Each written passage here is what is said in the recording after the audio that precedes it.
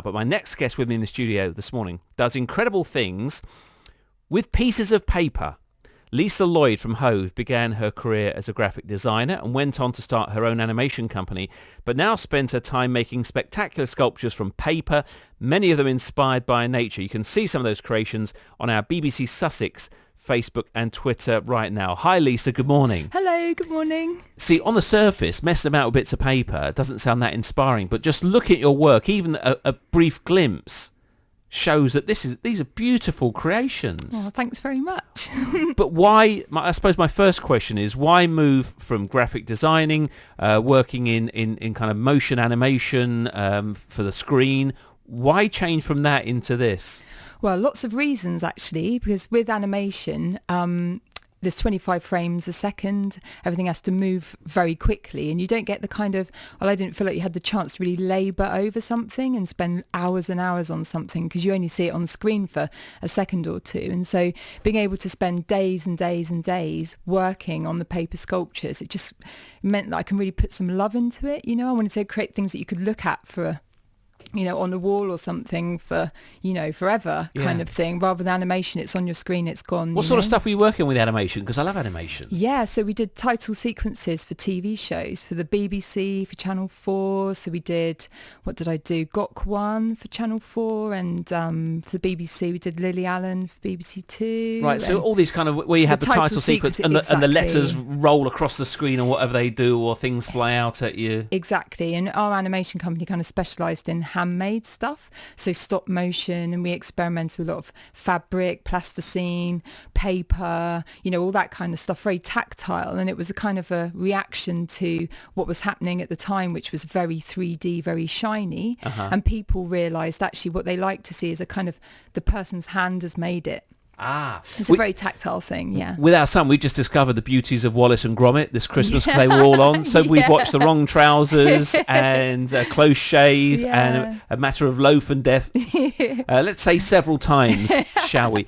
But that's the kind of thing we're talking about. Exactly, yeah. It's just that feeling of you're making it with your own hands, and you can spend hours and hours. And that was the other thing, was working in Soho, high pressure, big deadlines, my quality of life, it was fabulous, it was exciting, but actually to be able to sit and quietly, I can listen to the radio and I can work away with my hands. It's quite meditative, it's very repetitive, but you have to concentrate. It's interesting. Yeah.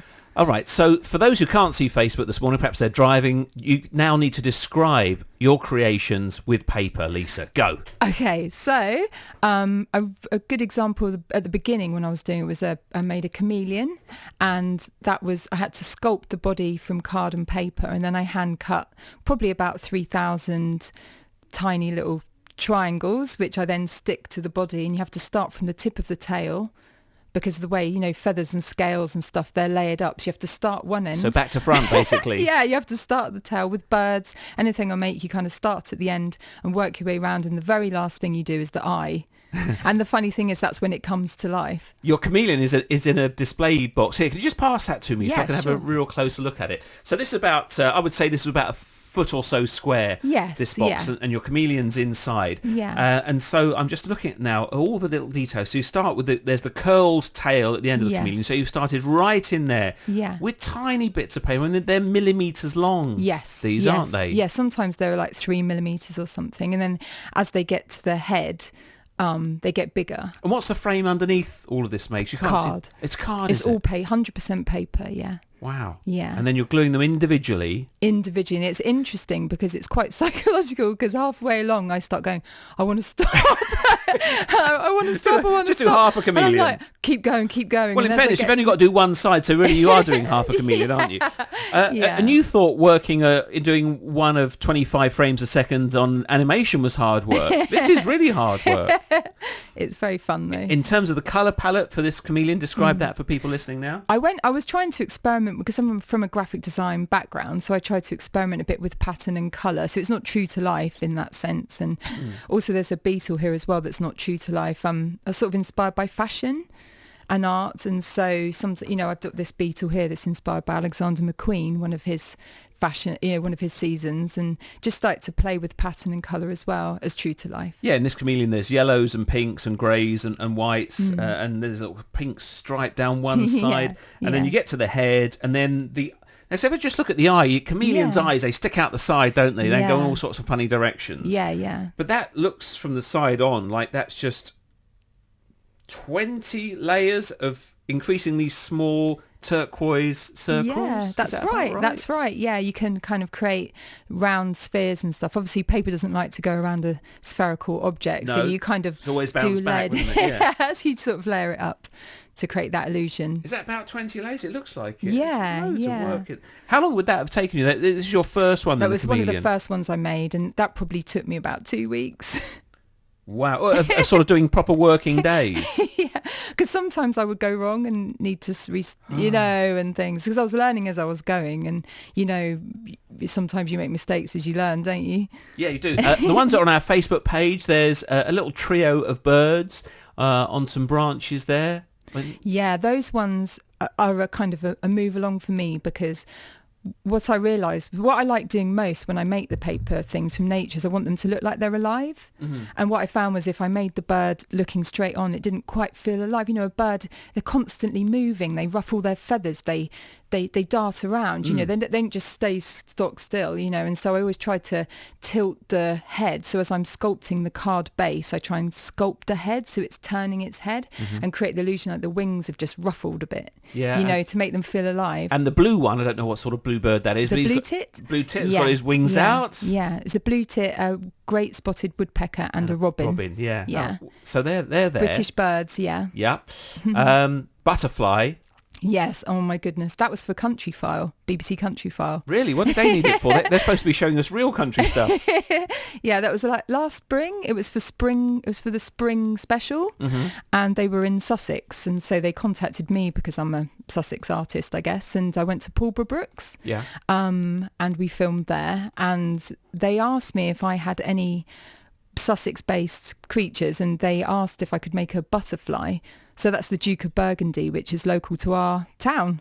Really? In Sussex, in the South Downs. Duke of Burgundy? The Duke of Burgundy, which comes out in the spring in the South Downs. And that was 3,000 hand-cut and fringed pieces of paper. That is amazing. Jill says, these are absolutely stunning. Lorraine thinks they're fabulous. I think they're gorgeous as well. Thank you. However, I'm guessing you're trying to earn a living doing this. So what's the idea with these? You make them and then you sell them where? So I get private commissions for people who, their favourite birds, quite often wedding anniversaries, because the penny dropped about 5 contacts in when someone said, oh, it's for my wife, it's their wedding anniversary, their favourite bird is, it's paper, is year 1. Right. Yeah, there yeah. you go. And you go, year 1 is when you actually do that stuff. Year 5 is when it's like, it's your turn to do the dishwasher. And you're lucky if you get a card. That's a really good idea for a first anniversary, isn't it? Paper is year 1, yeah. Yeah. And so is this you now? Is it you? How long are you going to do this for? Oh, I'd love to. I mean, at the moment, I'm doing commercial projects. I do commercial. I've just done something for the British Heart Foundation, which was going to be on the cover of their magazine. I'm doing a commercial job for America. And I've also had some inquiries about doing life-size flamingos and stuff. So we have to watch this space. I don't know how tall a flamingo is. They're big. Yeah, I think they're quite big. I mean, your chameleon is probably, 6-7 inches tail to nose. Yeah. Big flamingo. You might need a hand on that. Don't ask me, though, because you could help me out here. Because at school, I was absolutely terrible at visual arts. I quite enjoyed technical drawing or woodwork or metalwork, where it's kind of quite precise. Stuff like that, but freehand drawing or anything like this would have been completely beyond me. Yeah. Is that the case for most people, that you can or you can't? I believe that everyone can do it, but the tricky thing is going through the pain barrier of not being very good at the beginning. Because I think as you practice with anything, you can get good at it, and I do believe anyone could do it. I think you could do it. If you taught me well, I could copy what you were doing. Yeah. But in terms of having the kind of visualization of what I need to do to get to the finished thing, to Yeah. that starting point. I think I would struggle with that. It's tricky. YouTube's really helpful for watching them move, and the Booth Museum. Right. I go to the Booth Museum a lot, and I'm really lucky I get to go behind the scenes, and they help me see. They've got all sorts of animals They in there, have, haven't and they? it's kind of sad because obviously these animals, Yeah. are no longer with us, but they're a great source for all the, conservation now.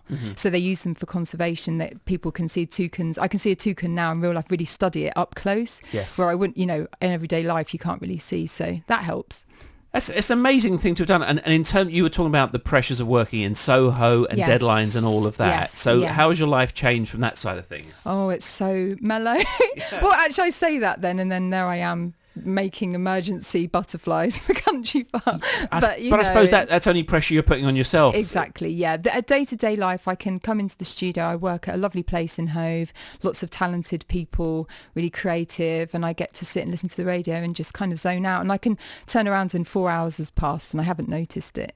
Wow. It's really lucky. That is amazing. So you don't miss, do you miss that London life, the pressure, the kind of excitement of that? Or I love London. Yeah. I'll always But love now you London. can go and visit But I rather have than... kids, so, Yeah. I'm lucky if I make it to the, out anyway. So, I'm just really happy down here, and yeah. Well, they are amazing. They're a revelation. They're absolutely beautiful. Because when this was first mentioned, I thought, it'll be some origami, but it's way different to that. Well, everyone says, they say, oh, you do paper? And I say, yeah. And they say, can you do origami? And I can't. Well, no, this really is hard. completely different. This is an Yeah. absolute skill in itself, and they're lovely. Thank you. Really nice to meet you, and Thank you, good luck and to you. you. LisaLloyd.net is where you can find out more about Lisa's work. But have a little look on our Facebook page for the pictures of the birds we put up there this morning. But LisaLloyd.net for more. See you soon. And if I ever need anything making out of paper that's quite intricate, Yes. I will ask you. Thank you very much. You're just the first. You never know when you might need it. You never know. All right, Lisa, good to see you. Thanks a lot. Bye. Cheers. Thank you, bye. BBC Sussex. Made in Sussex for Sussex.